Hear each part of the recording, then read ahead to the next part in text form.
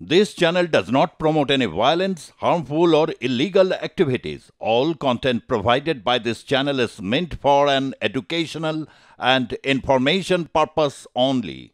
নতুন বাংলাদেশের নতুন এক সংবিধান, যে সংবিধান সেখানে ধর্ম নিরপেক্ষ শব্দটাই নেই।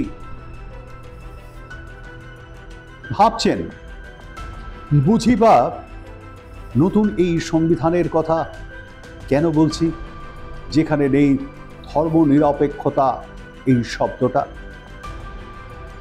খুব স্বাভাবিক ব্যাপার। তাহলে আপনাকে এই পুরো ভিডিওটা মন দিয়ে দেখতে হবে। 1972 সালে শেখ মুজিবুর রহমানের আমলে যে সংবিধান তৈরি হয়েছিল, সেখানে জাতীয়তাবাদ, সমাজতন্ত্র, গণতন্ত্র, ধর্মনিরপেক্ষতার মতো শব্দগুলো ছিল। আর এই শব্দগুলি বাদ দেওয়ার দাবি তুলেছেন মোহাম্মদ ইউনূসের নেতৃত্বাধীন অন্তর্বর্তী সরকারের অ্যাটর্নি জেনারেল মোহাম্মদ আসাদুজ্জামান। তিনি জানিয়েছেন, বাংলাদেশের 90% নাগরিক মুসলিম, আর তাই বাংলাদেশের সংবিধানে ধর্ম নিরপেক্ষ এই শব্দটা রাখার কোনো প্রয়োজনই নেই। অ্যাটর্নি জেনারেলের এই মন্তব্যের পর এবার সংবিধান বদলের দাবি উঠল ঢাকা বিশ্ববিদ্যালয়ে। ঢাকা বিশ্ববিদ্যালয়ের আর.সি. মজুমদার অডিটোরিয়ামে আয়োজিত হয় এক সম্মেলন।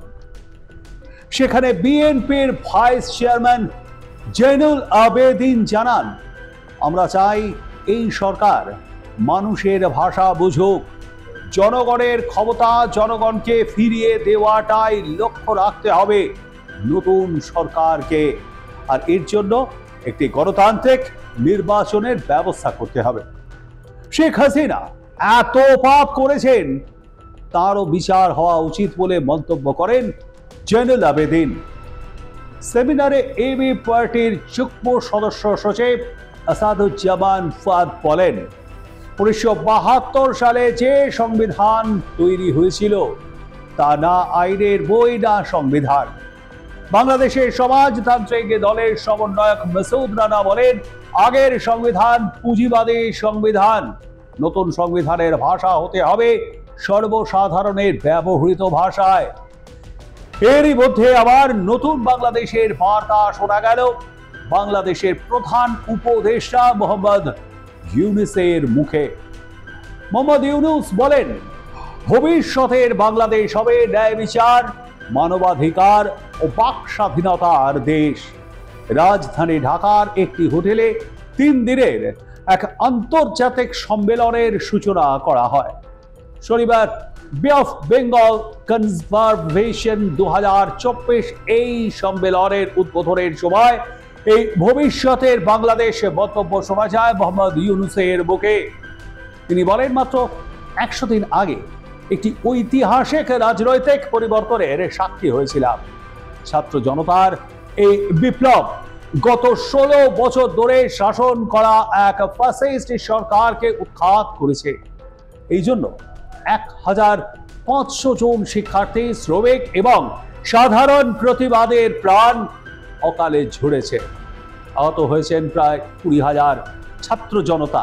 আর এই আন্তর্জাতিক সম্মেলনের মাধ্যমে তাদের প্রতি গভীর শ্রদ্ধা নিবেদন করা যাক, যারা নিজেদের জীবন উৎসর্গ করেছেন, যারা চিরদিনের জন্য তাদের অঙ্গ প্রত্যঙ্গ, দৃষ্টিশক্তি এবং শারীরিক সক্ষমতা হারিয়েছেন এবং যারা এখনো জীবন যুদ্ধ চালিয়ে যাচ্ছেন, তাদেরকে শ্রদ্ধা জ্ঞাপন করা হোক এই সম্মেলনের মাধ্যমে।